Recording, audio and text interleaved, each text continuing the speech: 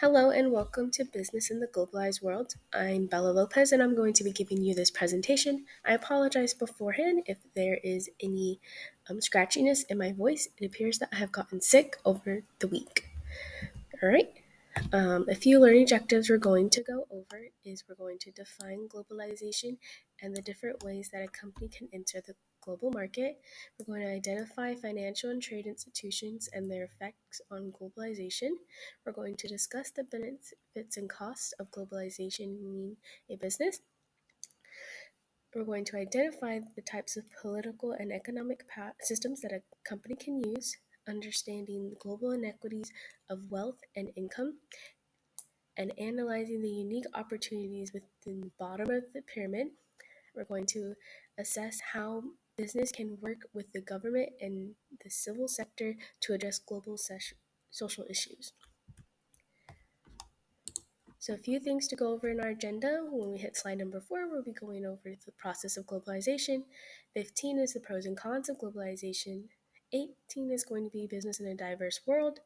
16 is going to be the collaborative partner for global problem solving. And 30 is going to be the quiz for our chapter 4 knowledge. Now, the process of globalization. What is globalization? Globalization is the increased movement of goods, services, capital, and labor across nations. The ways that a company can enter the global marketplace is by selling something into the global market, by making something, or sourcing something. What I mean by sell, make, and source is that selling, you're going to be successful in your own country and then develop a global market channels for its products. Making, which is outsourcing your cost to other countries. And then sourcing, which is developing a global supply chain. Globalization is also Globalization is often called as a system with its own internal logic because it is basically a series of interrelated events. So, major multinational enterprises. What is a multinational enterprise? It's a firm with a significant foreign assets, revenues, or has subsidiaries outside its own country.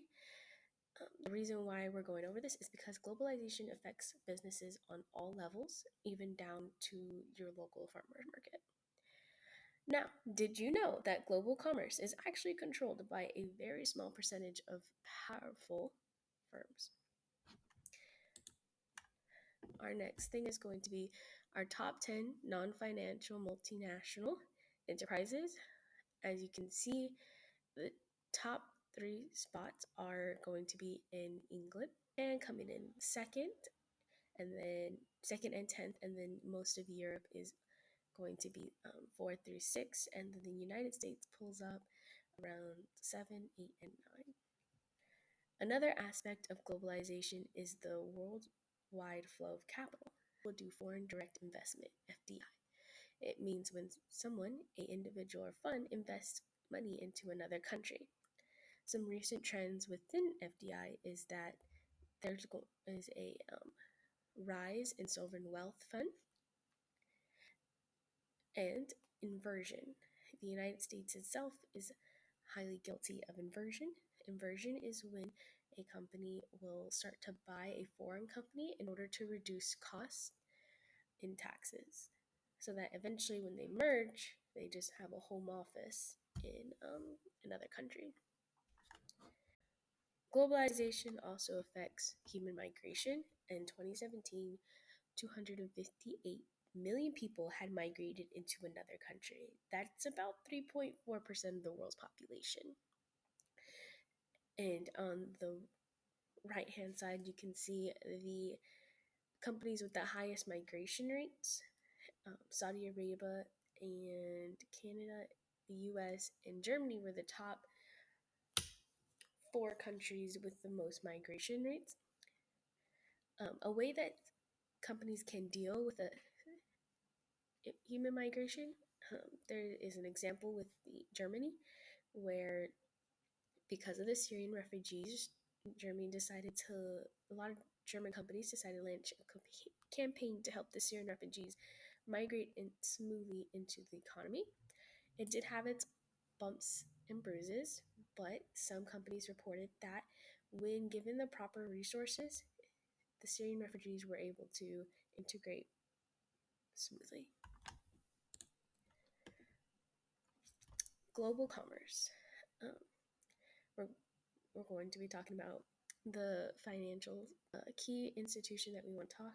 Key word that we want to go over is international financial and trade institutions, which is IFTI. They are institutions that establish the rules for international commerce. Examples of IFTIs are the World Bank, International Money Fund, and then the World Trade Organization. So let's get into these a little bit more, which is the World Bank is a international financial institution that provides economic development loans to member nations. It's one of the world's largest sources of economic development assistance, and the funds are collected from the dues it puts on, as well as it borrows money in international capital markets. And a little fun fact is that the World Bank governing board is based on the size of its members' country economy. The US has a large portion of governing power. Going into the International Monetary Fund, an international financial institution, it seeks to stabilize the system of currency exchange rates and international payments to enable member countries to participate in global trade. Some different ways that the IMF can tackle problems. Some problems within the IMF is that sometimes the strict conditions on loans can often lead to economic hardship. However, there's been some industrializations that have begun practicing debt relief, which is the idea that the world's richest nations should forgive poor nations' obligation to pay back loans. And then another problem is that the world's financial crisis led to the creation of vulture funds, which are private equity funds that buy the debt of weak companies, heavily indebted companies, to make a profit. Sorry, I'm trying really hard not to cough. The solutions are to that is that both the IMF and the World Bank are working to help promote financial recovery. Now, the World Trade Organization. This organization is made up of member nations that establish the ground rules for trade amongst nations. The primary objective is to promote free trade, eliminate barriers, things like tariffs, to trade among nations.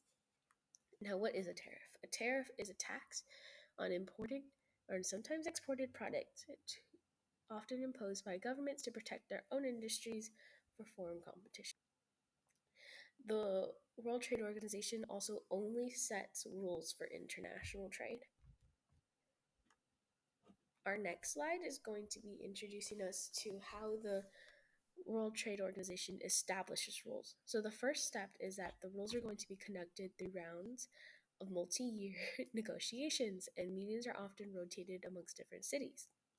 Now, if a company disagrees about a rule, it can meet with the distribute settlement body, and oftentimes the countries will comply. Otherwise, the DSB will allow for the company to have its own tariffs.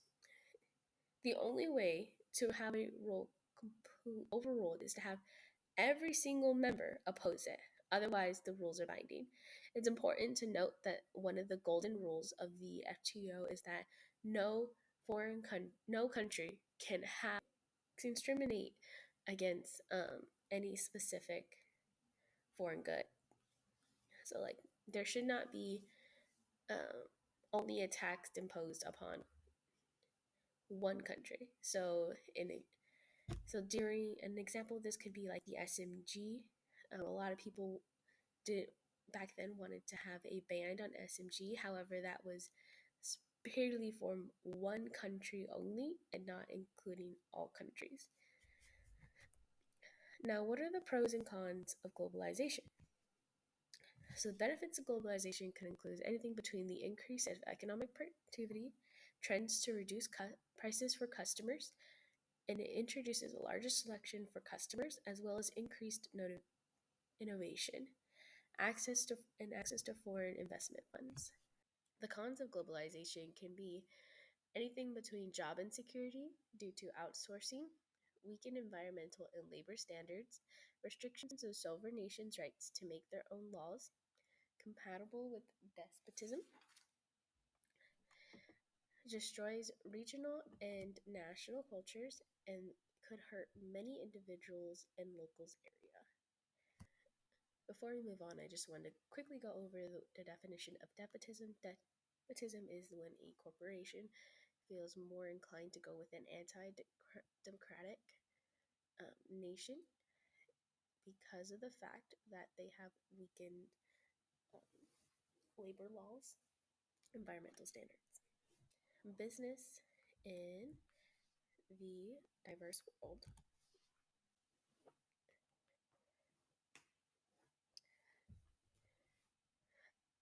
Comparative political and economic systems. Every nation has its own system of political, social, and economics. Some examples of this are democracy, human rights, free enterprise system, and central state control. Democracy is the presence of political freedom, which is defined by these following features from the United Nations. Fair elections, for example, someone can freely choose their own political leaders like in Canada, representing more than one political party. Independent media, where journalist citizens may express their political views without censorship or punishments. The separations of powers amongst the executive, legislative, and judicial branches of government. An open society, where citizens have the right to pursue their own social, religious, and cultural goals. Now, recently, there has been a decrease in political rights and civil liberties since the 2000s. Human rights. These are the rights and privileges that belong to all people simply by being human. These include the decent standard of living, free speech, religious freedom, and due process of law. The Universal Doctrine of Human Rights in 1948 is a codified document from various international agreements. This is like the very standard of human rights. Now, the absence of human rights causes issues for businesses' ethics. Did you know that over half of the nations in the world have ratified the UN's declaration? Degrees of the economic system.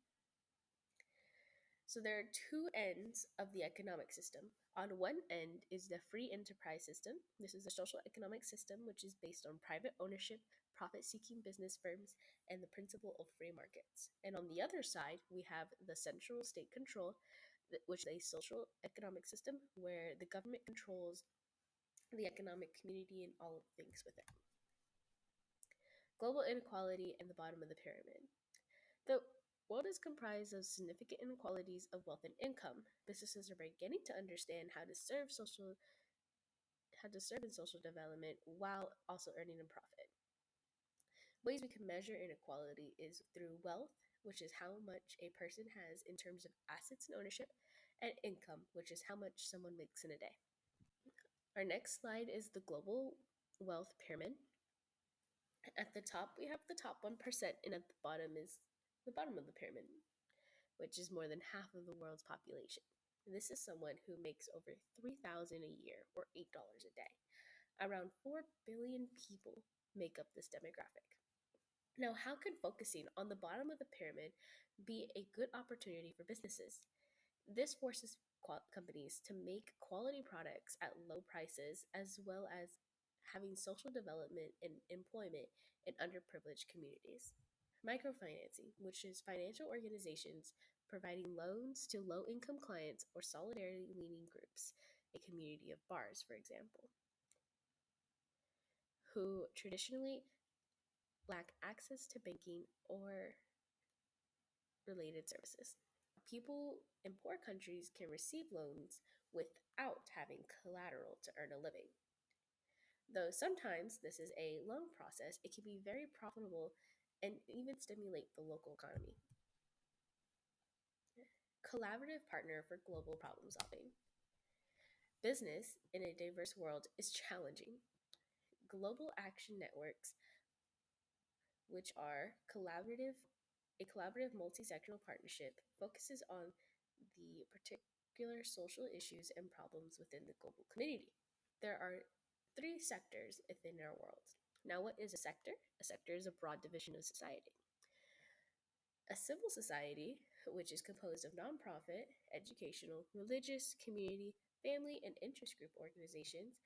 These organizations don't have any commercial or government purpose. Non governmental organizations, which is NGOs, enjoy strong community knowledge and volunteer assets and inspirational leaders that may lack financial resources and technical skills that suffer from a narrow focus. And NGOs are going to be under the same definition as civil society and organizations and civil sector organizations.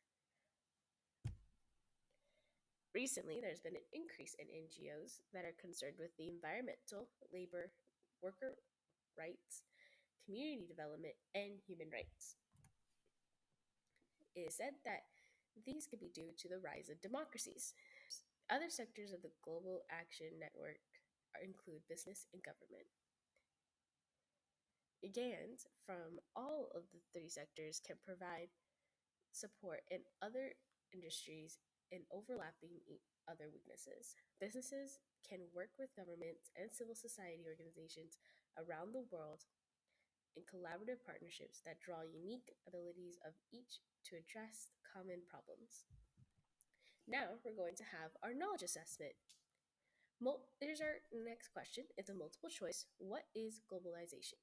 A tax on the imported and sometimes exported product, often imposed by governments to protect their own industries from foreign competitions. B, the increased movement of goods, services, capital, and labor across national borders. C, institutions that establish the rules for international commerce. Or D, someone in the company, a company individual or fraud invests money in another country. The answer is B.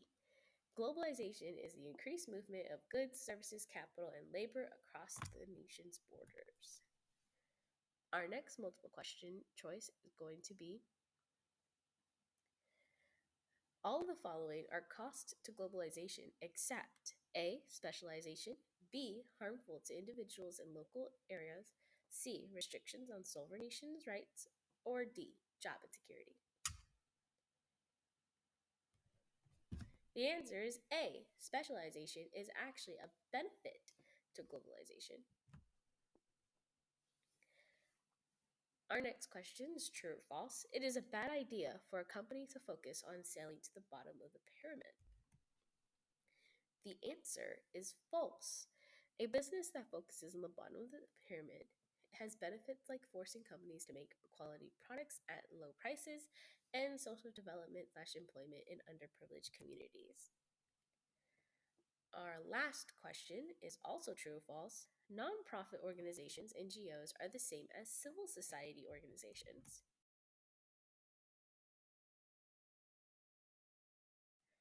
The answer is true. Non governmental organizations, NGOs, are the same as civil society organizations. It is simply another name for the term. It can also be called a civil sector organization. Thank you so much for watching, and I hope you guys have a lovely day.